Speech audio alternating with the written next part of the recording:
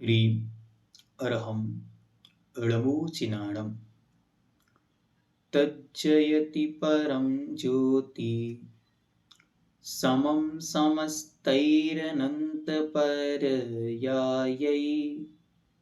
दर्पणतल इव सकला प्रतिफलति पदार्थमालिका यत्र। महान आध्यात्मिक संत आचार्य श्रेष्ठ श्रीमद अमृतचंद देव शूरीश्वर महाराज ग्रंथराज पुरुषार्थ सिद्धि उपाय में किस तरह पुरुष अर्थात आत्मा की सिद्धि होगी, मुक्ति होगी, उसका उपाय बतला रहे हैं। पुरुष अर्थात आत्मा, अर्थ मतलब प्रयोजन, सिद्धि मतलब सिद्धि, उपाय मतलब तरीका या कारण।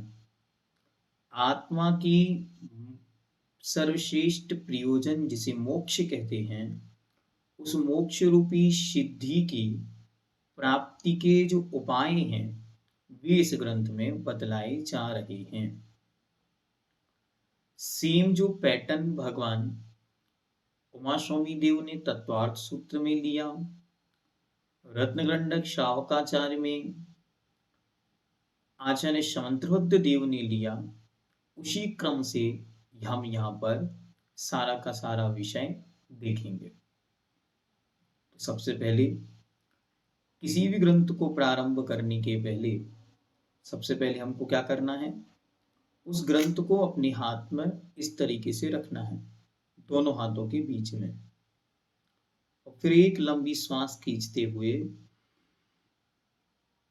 भावना करनी है कि यह ग्रंथ मेरे जीवन के लिए महान कल्याणकारी है। पूज्यवर आचार्य भगवंत ने यह ग्रंथ मेरे लिए लिखा है, इसे पढ़कर मैं अपनी आत्मा का कल्याण कर सकूं और मैं अपनी आत्मा के स्वरूप को पहचान सकूं, अपनी श्रद्धा और अपने ज्ञान को निर्मल कर सकूं और चारित्र को प्राप्त कर सकूं। इन मंगल भावनाओं के साथ मैं इस ग्रंथ को प्रारंभ करता हूं।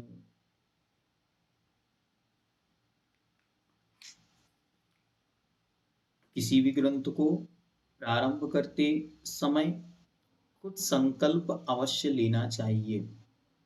जब तक यह पूरा नहीं होगा तब तक के लिए मैं इस वस्तु का त्याग करता हूं अथवा इस प्रकार के नियम का पालन करूंगा। इससे आपकी बहुत अधिक विशुद्धि बढ़ जाती है।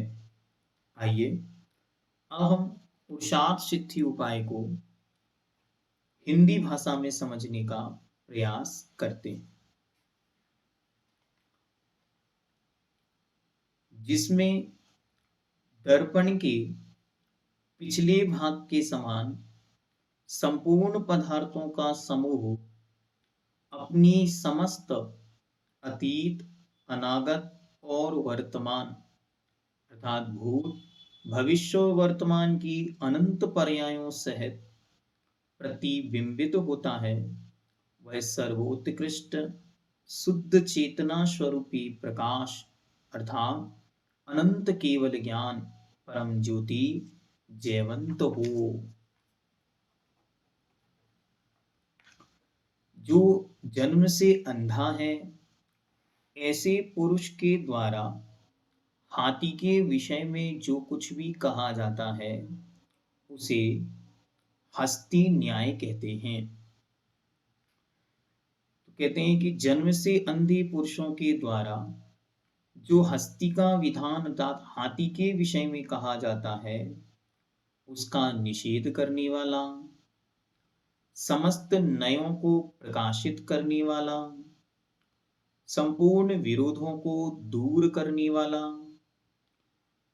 उत्कृष्ट जिनेंद्र भगवान का पवित्र सिद्धांत जो जीवनभूत है अथवा संपूर्ण जिनागम का बीज भूत है, ऐसा एकांत पक्ष से रहत स्यादवाद अनेकांत को मैं अमृतचंद सूरी नमस्कार करता हूँ।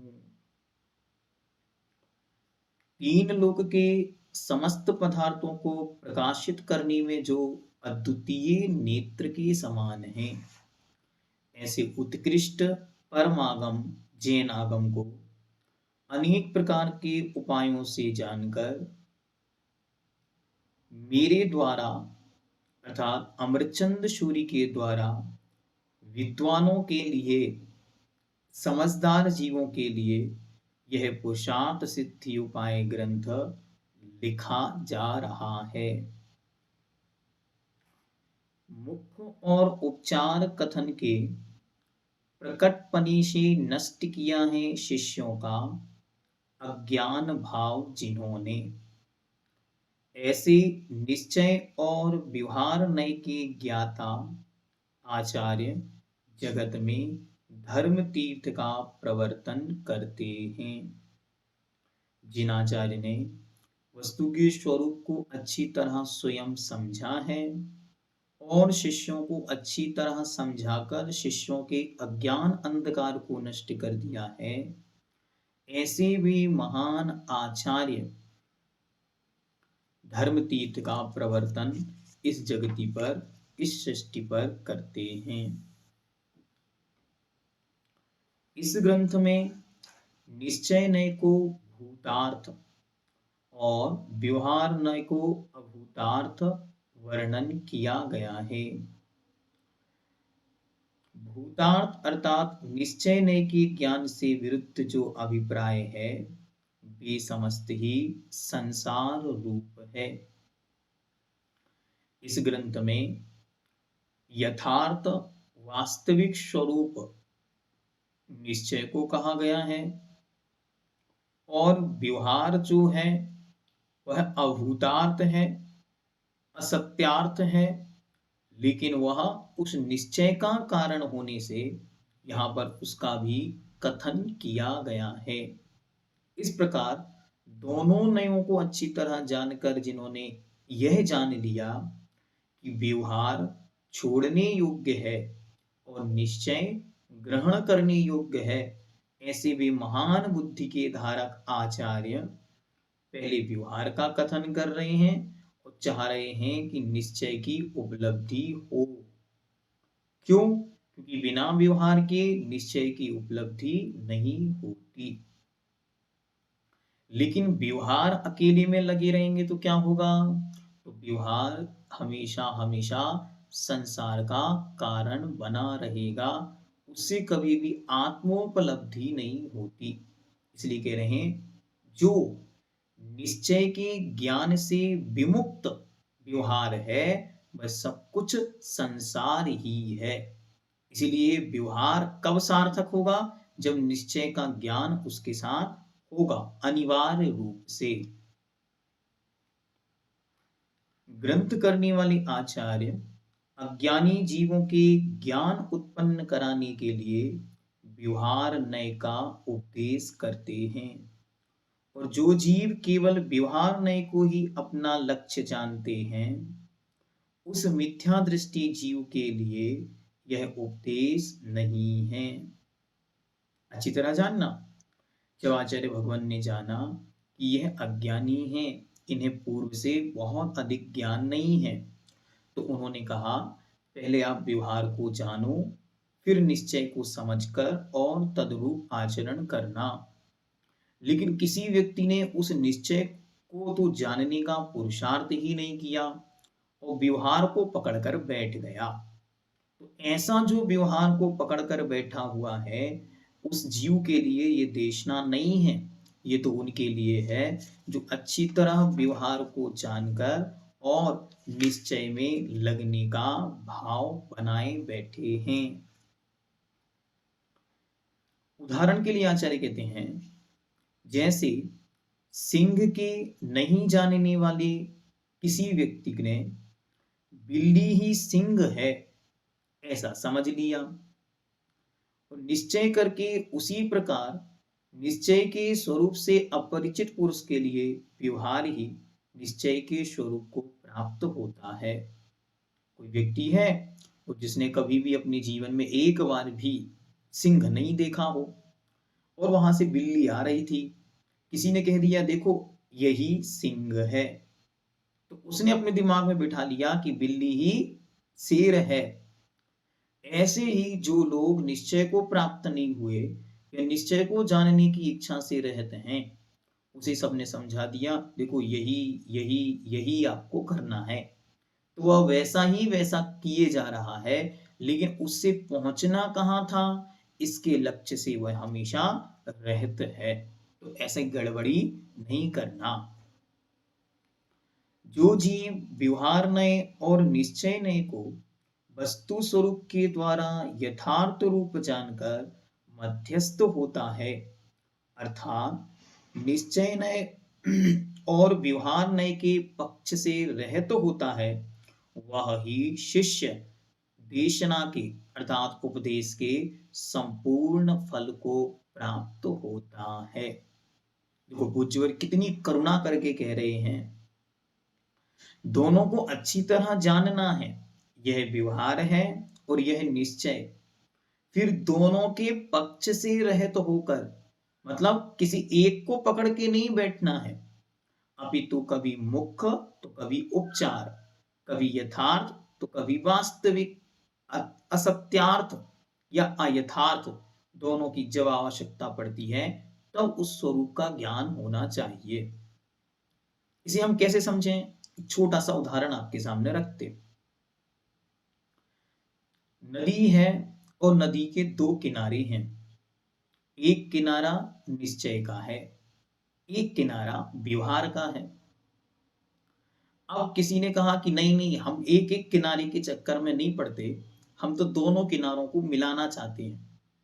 तो जब दोनों तट दोनों किनारे मिलेंगे तो नदी का क्या होगा, नदी का अस्तित्व समाप्त हो जाएगा, क्योंकि नदी बह नहीं पाएगी।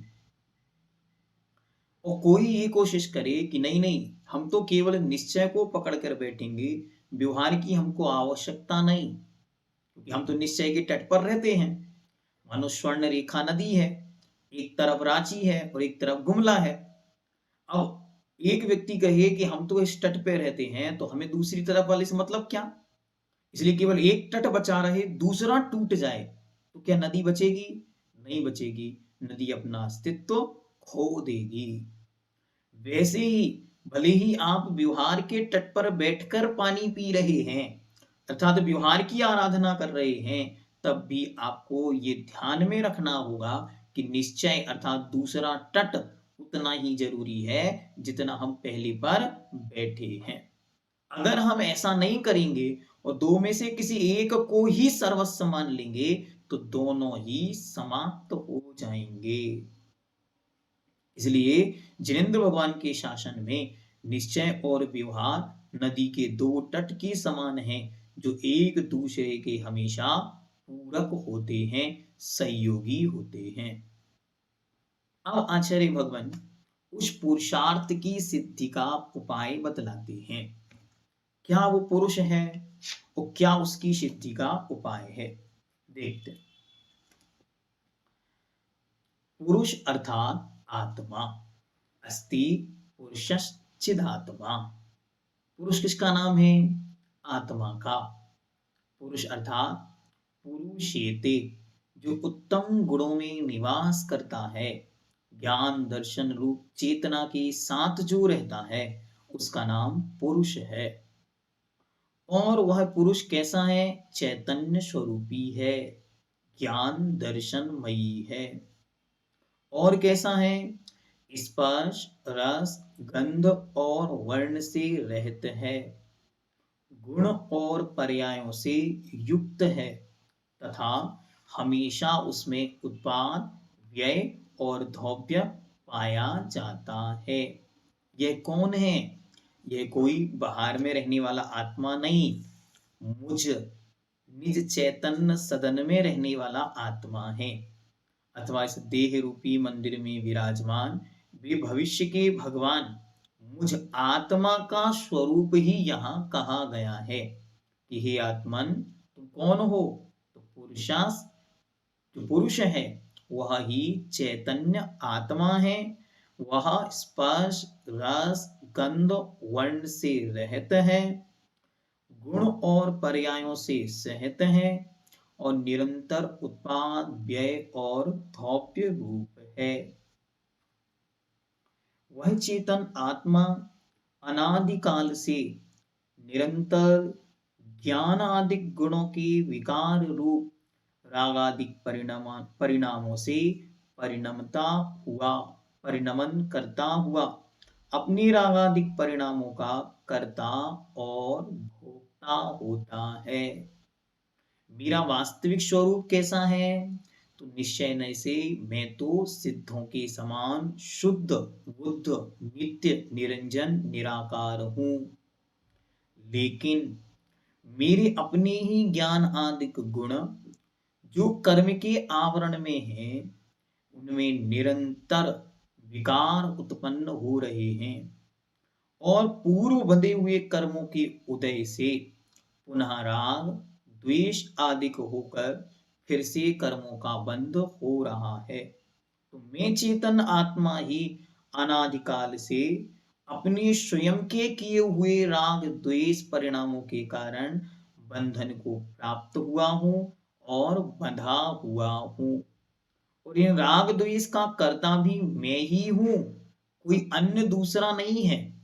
वरना अन्य कोई दूसरा हो ऐसा जान करके हम उसे पकड़कर बैठ जाएं कि भाई मुझे माफ कर दो, मुझे छोड़ दो, मैं मुक्त होना चाहता हूं।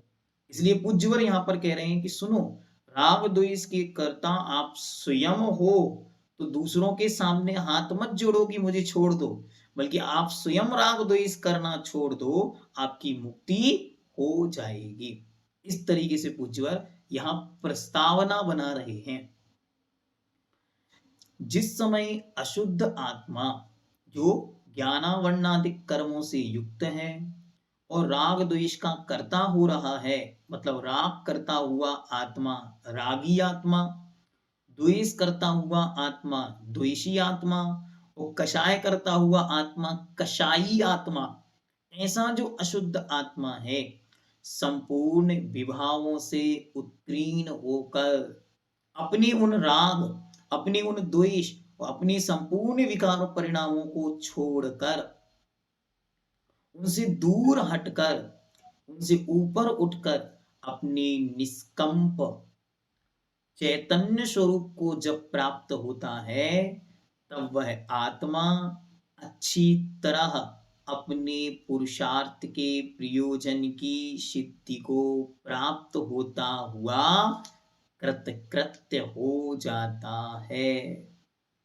कोई बाहर से नहीं आता, बल्कि वो निज आत्म तत्व ही स्वयं अपने उन राग द्वेष रूप कषाय आदि रूप विकारी परिणामों को छोड़ करके जब निज स्वरूप में स्थिर होता है, पहले श्रद्धा, फिर ज्ञान और फिर आचरण, इनकी उपलब्धि से जब वो स्थिर होता है तो वह आत्मा स्वयं ही परमात्मा भगवान बन जाता है। उसी का नाम है कृतकृत्य, जिन्हें अब कुछ भी करना शेष नहीं है, अथवा जिन्होंने सब कुछ कर लिया है उनका नाम कृतकृत्य है।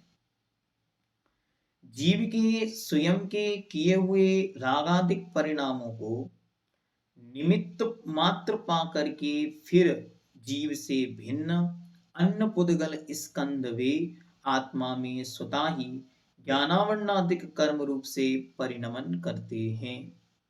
बाहर से कोई कर्मों को चिपकाता नहीं है, अभी तो हमारे स्वयं के ही आत्म परिणाम जब विकार रूप होते हैं, राग द्वेष रूप होते हैं, तो वे कर्म आकर के उस आत्मा से चिपक जाते हैं, और जब वे कर्म आत्मा से आकर चिपकते हैं तो पुनः वे संसार में हमें परिणमन करने का कारण बन जाते हैं। और यही हुआ है कब से?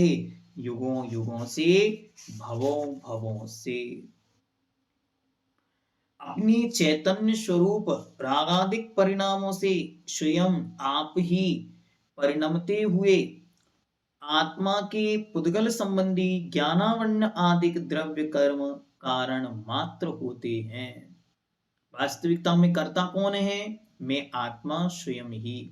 और दोष किसको देता हूं? कर्मों को। ज्ञानावर्ण कर्म का उदय आया तो ऐसा हो गया। नहीं, आपने स्वयं परिणाम खोटा किया इसलिए ऐसा हुआ। कर्म का उदय तो सब जीवों के आएगा ही, आए बिना नहीं रहता।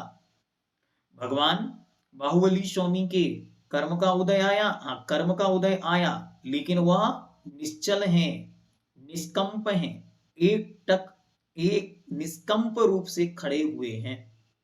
भगवान पार्श्वनाथ स्वामी के आया, हाँ आया, लेकिन वे अपने में स्थिर हो गए हैं।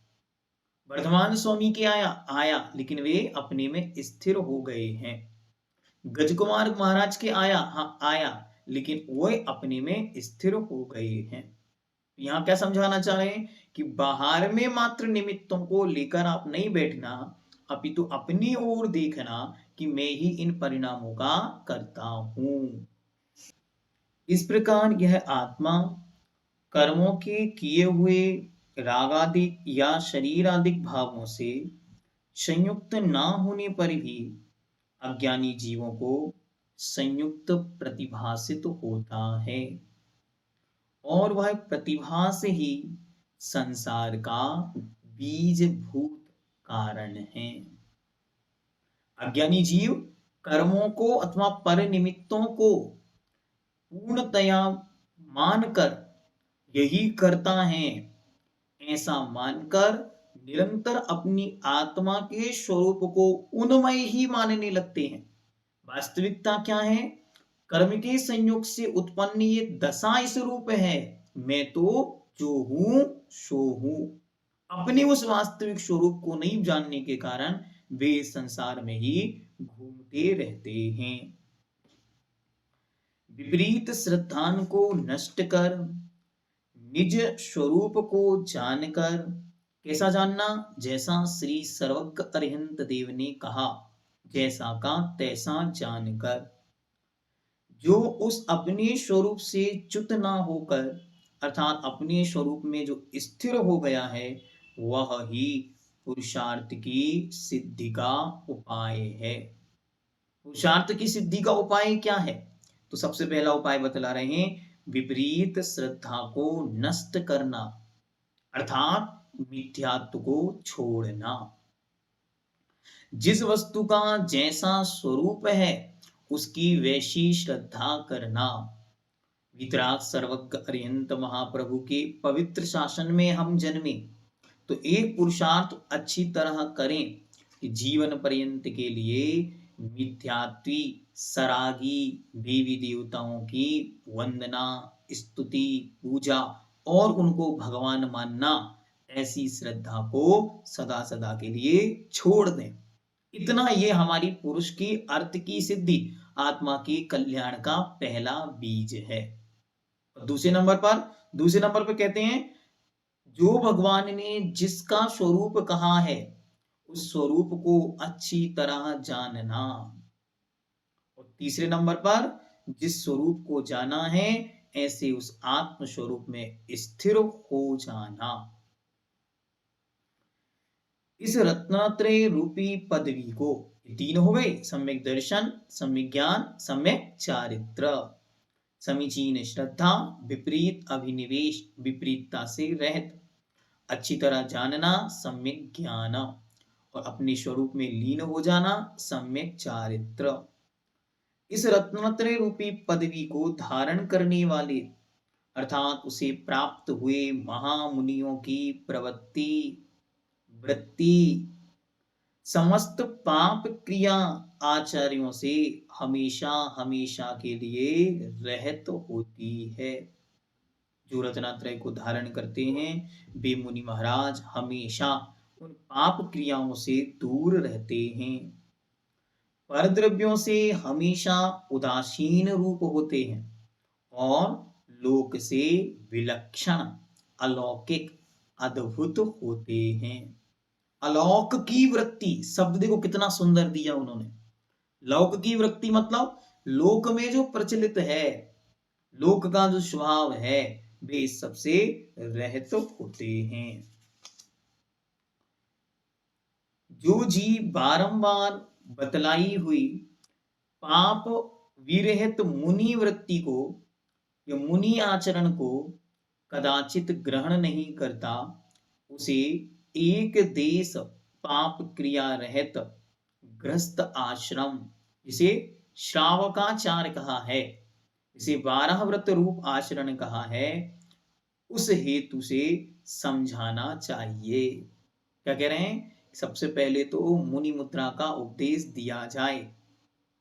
जैसे ही बच्चा 18 वर्ष का हुआ, उसे मुनि बनने की पूरी विधि सिखाई जाए। देखो ऐसे ऐसे मुनि होते हैं और तुमको मुनि ही बनना है। क्यों? ये तुम्हारी आत्मा के कल्याण का मार्ग तो यही है। लेकिन जब वो हाथ जोड़कर कहे कि मैं मुनि नहीं बन सकता, तो उसे श्रावक के 12 व्रत आचरण समझाए जाएं। कितना सुंदर उपदेश है ये। अमरचंद देव महाराज, दुनिया के लोग क्या कहते हैं, पहले थोड़ा थोड़ा थोड़ा थोड़ा सीखेगा, अपने आप बड़ा सीख जाएगा। अमृतचंद महाराज कह रहे नहीं नहीं, गड़बड़ नहीं करना। क्यों गड़बड़ नहीं करना? तो देखो उसके लिए हेतु रख रहे हैं। जो तुच्छ बुद्धि उपदेशक मुनि धर्म को नहीं कह करके गृहस्थ धर्म का उपदेश देता है, उस उपदेशक को भगवान के सिद्धांत में दंड का अर्थात प्रायश्चित का स्थान कहा गया है। जो मुनि की मुद्रा का उपदेश ना देकर पहले गृहस्थ अवस्था का उपदेश देता है, वह प्रायश्चित के योग्य है। महाराज ऐसा क्यों? तो कह रहे हैं देखो,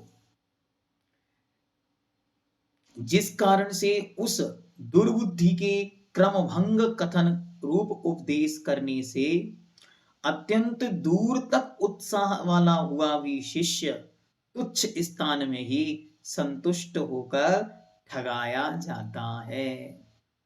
उसके अंदर इतना उत्साह था कि यदि मुझे आज जो कुछ सिखाया जाएगा मैं उसे प्राप्त कर लूंगा। ऐसी जिसके हृदय की दृढ़ श्रद्धा थी, उस व्यक्ति को गृहस्थ आश्रम का उपदेश दे दिया तो वह उसी में ठहर गया और उसे उसी समय मुनि मुद्रा का उपदेश मिलता तो उसका उत्साह अधिक होने से वह मुनि मुद्रा को धारण कर लेता। इस प्रकार पूज्यवर ने यह इस ग्रंथ की प्रस्तावना हमारे सामने रखी। अब भगवान क्रमशः आगे रत्नात्रय में सबसे पहला जो रत्न है सम्यक दर्शन, उसका कथन प्रारंभ करते हैं। इस प्रकार उस गृहस्थ को भी अपनी शक्ति के अनुसार सम्यक दर्शन, सम्यक ज्ञान और सम्यक चारित्र, इन 3 भेद रूप मुक्ति के मार्ग का हमेशा सेवन करना चाहिए। अपनी योग्यता, अपनी स्थिति और द्रव्य क्षेत्र काल भाव भव के अनुसार अच्छी तरह इस रत्नात्रय की आराधना सबको करनी चाहिए। उन तीनों में सबसे पहले कौन है? सम्यक दर्शन। समस्त प्रकार के उपायों से सम्यक दर्शन भली प्रकार अंगीकार करना चाहिए, क्योंकि इसके होने पर ही सम्यक ज्ञान और सम्यक चारित्र होता है। अथवा अच्छी तरह याद रखें कि ज्ञान कितना भी हो, चारित्र कितना भी हो, यदि उसमें सम्यक्तपना नहीं है, समीचीन श्रद्धा नहीं है, वास्तविक यथार्थ विश्वास नहीं है, तो उनका ज्ञान अज्ञान रूप है और उनका आचरण मिथ्या चारित्र अज्ञान रूप ही है। ऐसा जानना चाहिए। इसलिए सबसे पहले क्या? सबसे पहले श्रद्धान, सम्यक दर्शन। तो वह सम्यक दर्शन क्या है, तो बतलाते हैं। जीव अजीव आदि 7 तत्वों का, पदार्थों का विपरीत आग्रह रहित, विपरीत अभिनिवेश रहित, मैंने इसे ऐसा ही जाना है तो ऐसा ही है, ऐसे आग्रह से रहित होकर श्रद्धान अर्थात दृढ़ विश्वास निरंतर करने का नाम सम्यक दर्शन है। वह श्रद्धान ही आत्मा का स्वरूप है। वास्तविकता में श्रद्धा आत्मा का ही गुण है, तो वह श्रद्धान आत्मा का ही स्वरूप है। क्या करना, जैसा श्री जिनेन्द्र भगवान ने कहा है वैसा उन 7 तत्वों का स्वरूप अच्छी तरह यथार्थ रूप से जानकर मिथ्या अभिनिवेश से बचना। अब सम्यक दर्शन के 8 अंगों का वर्णन करते हैं। सबसे पहले निसंकित। सर्वज्ञ देव जिनेन्द्र भगवान के द्वारा कहा हुआ यह संपूर्ण वस्तु स्वरूप अनेक स्वभाव वाला अर्थात अनेकांतात्मक है। क्या सत्य है क्या असत्य है, ऐसी शंका कभी भी नहीं करनी चाहिए। जिनेन्द्र भगवान ने जीव को नित्य कहा और उसी जीव को अनित्य भी कहा। और नित्य सत्य है कि अनित्य सत्य है, इस प्रकार जो शंका उत्पन्न होती है उसी का नाम शंका दोष है। हमें कैसे बनना है, जिन वच में शंका न धार। जिनेन्द्र भगवान के वचनों में रंच मात्र भी, किंचित मात्र भी, थोड़ी सी भी शंका नहीं करनी। दूसरे नंबर पर निकांक्षित अंग। इस जन्म में ऐश्वर्य, संपदा आदि को और परलोक में चक्रवर्ती, नारायण, इंद्र आदि पदों को और एकांतवाद से दूषित अन्य धर्मों को कभी नहीं चाहना।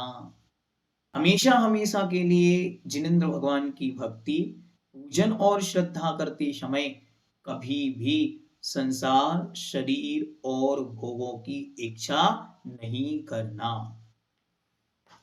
फिर कहते हैं निर्विचिकित्सा अंग। भूख, प्यास, शीत, उष्ण आदि अनेक प्रकार के भावों में और विष्टादिक मलमूत्र द्रव्यों पदार्थों में ग्लानि नहीं करना चाहिए। परिस्थिति कैसी भी हो उससे घृणा नहीं करना। अमूढ़ दृष्टि अंग।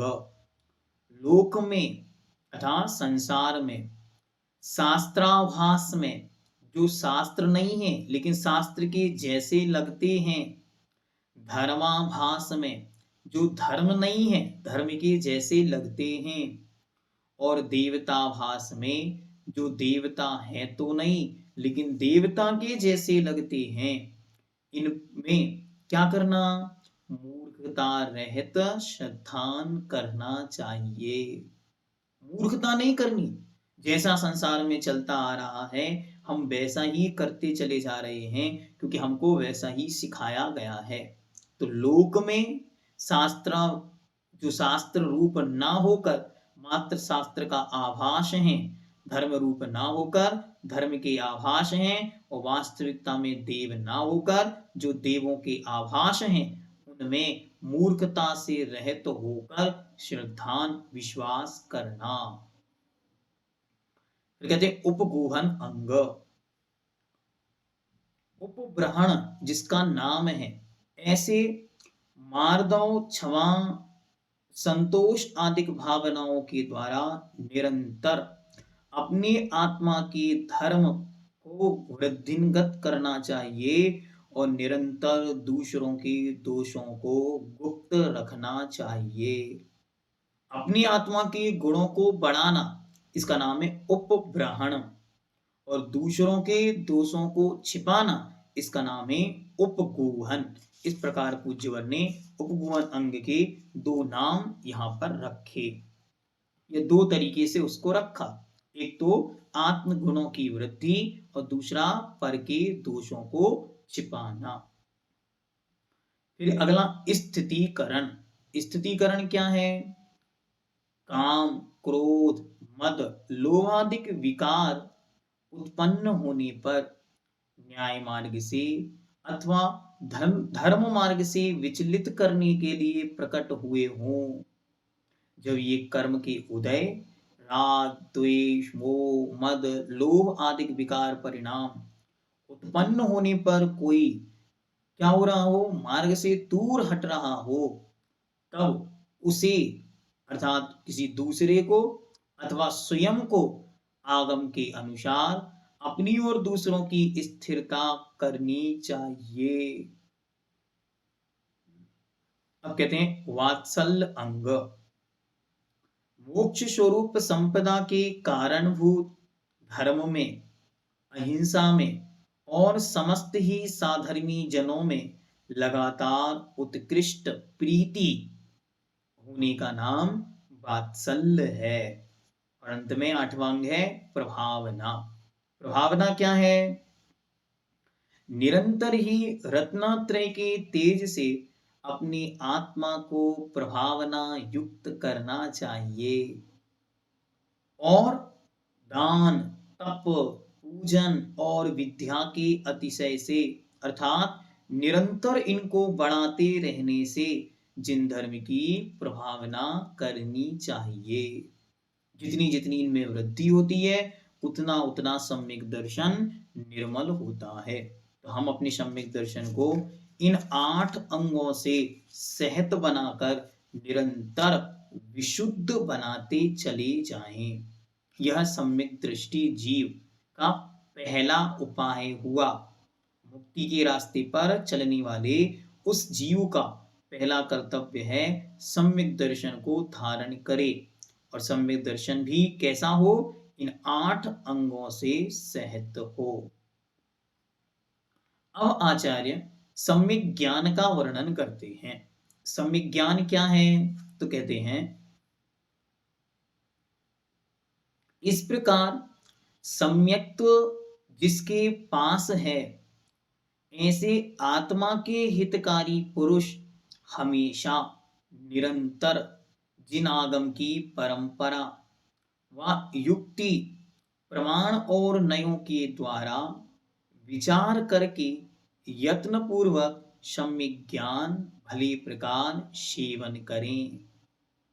सबसे पहले क्या करना? श्रद्धा अपनी निर्मल हो, मजबूत हो और आत्मा के हित की इच्छा हो, परीक्षा की चिंता अकेली ना हो। साथ में क्या हो? आत्मा के हित की इच्छा हो।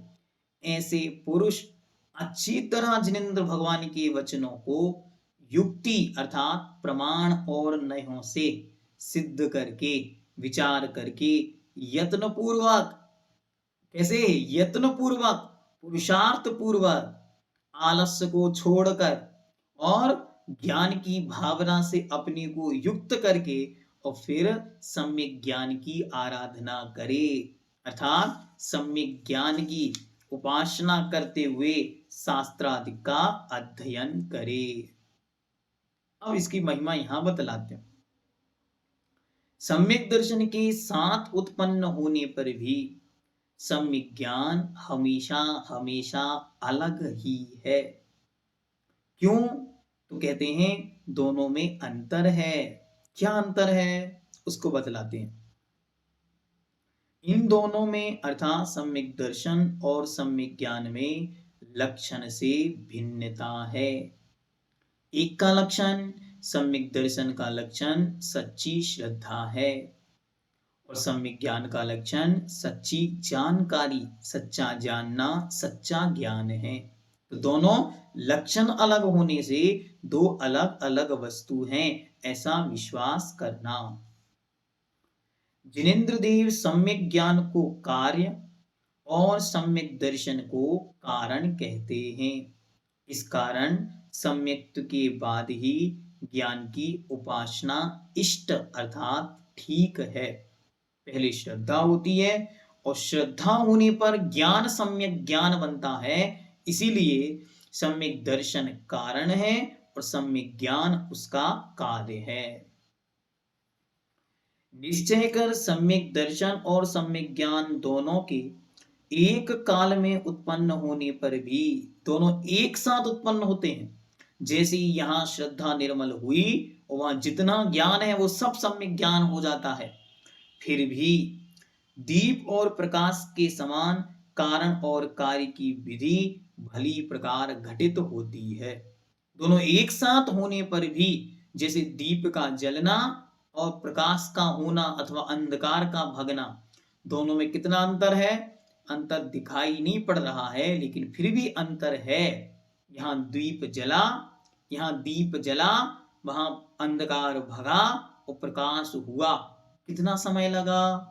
बस वैसे ही यहाँ जानना कि सम्यक दर्शन कारण है और सम्यक ज्ञान उसका कार्य है। सम्यक ज्ञान दीपक है और सम्यक ज्ञान अंधकार का भागना अथवा उजाले का होना है। अनेक स्वभाव वाले पदार्थों तत्वों में उद्यम करना यह हमारा कर्तव्य है।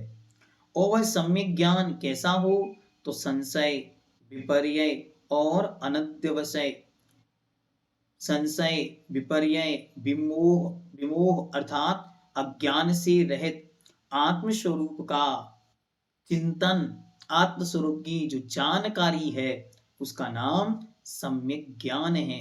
वह सम्यक ज्ञान 3 चीजों से रहित होना चाहिए। पहला संशय, डाउटफुलनेस, संदेह। दूसरा विपर्य, विपरीतपना, उल्टा, अपोजिट। और तीसरा विमोह, जिसे अज्ञान या अनध्यवसाय भी कहते हैं। इन तीनों से वह रहित होना चाहिए, तब वह सम्यक ज्ञान निर्मल होता है। और अंत में आचार्य कहते हैं कि उस सम्यक ज्ञान की आराधना करने के लिए हमें 8 बातें याद रखनी चाहिए। एक सम्यक ज्ञान के अंग भी कहे जा सकते हैं, सम्यक ज्ञान के भेद भी कहे जा सकते हैं, सम्यक ज्ञान की प्राप्ति के 8 उपाय भी कहे जा सकते हैं। ठीक, अब बतलाते हैं।